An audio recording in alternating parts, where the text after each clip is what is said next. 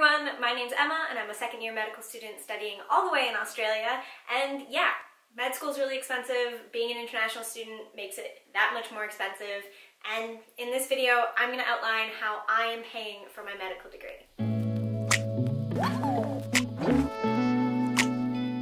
This is a question that I get asked quite a lot actually, so I thought I would just make a video on it and kind of explain the different processes that I sought to pay for my degree and different ways that I know other international students are doing so as well. So first I'm going to give you a little bit of background about me, about my degree, break down some of the costs, sort of roughly the cost of living and the tuition, etc., and then talk about the loan that I have to pay for this degree weighing on my shoulders, and some other ways that international students use to make money. So if that interests you, then keep watching. Just before I get started, really quick little statement. It is a huge privilege that I'm even able to have the options available to me that I do to get to med school and to pay for med school, and I want to recognize that while I'm not necessarily able to pay out of pocket or have family members that do so, I still am in a very privileged position to be able to be here at all. And I think it's really important to kind of take all this information in context. So a little bit about me. I'm Canadian. I'm from Ontario. That comes into play in the different student loan options. I'm from a lower-ish side of middle-class family if you go off of the definition that my university financial aid officer gave me in undergrad and scarred me with for life. I did a 4-year Bachelor of Science in Life Science as well as a Master's of Public Health, working fairly regularly throughout that, full-time during the summers, but also relying on OSAP, or the Ontario Student Assistant Program, for loans and grants during that time. So I already have a little bit of debt going into this. I now attend Macquarie University, so that's specific for the tuition, and I live in Sydney, Australia, so my living expenses are probably going to be a little bit higher than other places like Brisbane or some of the smaller cities that have med schools as well. So let's break down the costs. Obviously a big one, the biggest cost is tuition. Now Macquarie University, like any other university, tuition varies from year to year, from year in the cohort or in the course as well, but it's roughly $75,000 a year. And it's one of the lower ones. So being an international student, we do pay more. Usually the rule of thumb is about 3 times more of the regular tuition. Macquarie University is a full fee-paying university, so I only really pay about the amount of my health insurance more than the students, like the Australian and New Zealand students who are studying with me, which is kind of nice, but it is still a lot of money. But, you know, you can't just budget for tuition. You also have to live. So a really rough breakdown of sort of my monthly living expenses would be as follows. Please take this with a grain of salt. I've been living in isolation for a few months and there has been a little bit of online shopping and a little bit of rounding, and we just moved, so there was furniture purchasing as well. So I'm rounding down, and I may be rounding down too far. My rent is $200 a week, so that's a funky thing about Australia, is that the rent listings are per week, so it's roughly $800 a month, but obviously there are some months where it goes up to $1,000. I have about a $50 phone plan, which gives me way more than enough data, free texting. It also does have international calls should I need to make any. I haven't made any, not using Wi-Fi yet. I could probably downgrade my phone plan. My bus pass, I would say, is probably about $100 a month, and that is because we pay per trip, and it's probably about $4 per trip to get to the university, and I have to be there a minimum of 3 days a week, times 4 weeks. That's how I got that number, roughly. And as an international student, we don't get any subsidy for the bus passes, so citizens of Australia and of the city can get rebates and a discounted bus fee or train fee, any sort of transit fee. We don't get that, so I'm paying about $8 each way just to get to campus. And if we add that all up, plus, you know, going out with friends and or grocery bills, all that kind of stuff, I probably find myself sending myself about $1,250 a month, all in for living expenses from my loan, which we'll talk about in a moment. So you could take that as roughly a month. Some months it's upwards to 1,500 and other months I only send 1,000. So it's anywhere in that range that I'm willing to go into details online on the internet that I send myself each month. And that is what I estimated when I was making my budget to get the loan. So we're on track. And you may have noticed in that sort of breakdown of my monthly budget, there were no positives. I currently don't have a monthly income, so how is all of this possible? And that leads me very nicely to my loan.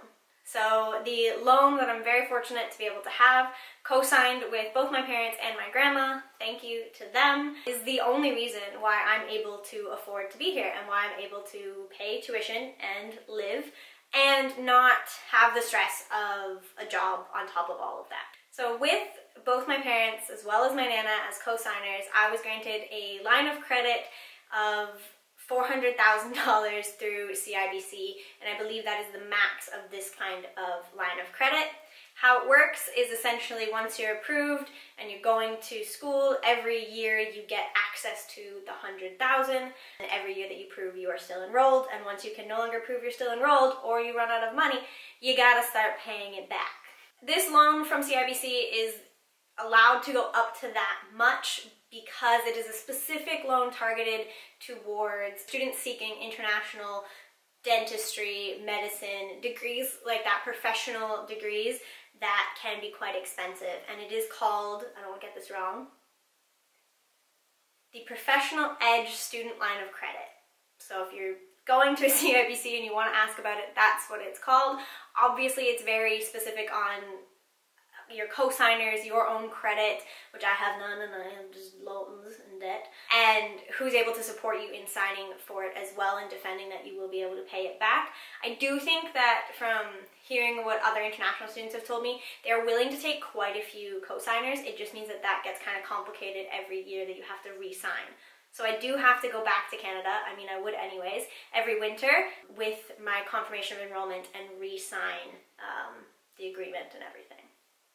Now, how is that working out with my budget? It is working out really well. Last year I was decently under the $100,000 and I'm on track to be under that again. So I don't think I will graduate with a full $400,000 in debt, but it will still be a few $100,000 in debt. Secondly, as an Ontario student or an Ontarian citizen, I am able to access OSAP still. Now, I don't get the grant portion of OSAP, just a loan, and it's been about $7,000 each year, which I usually just set aside to buy my plane tickets home and then leave as a bit of an emergency fund or use to pay my interest to CIBC, because that is interest-free until I graduate and I'm no longer studying.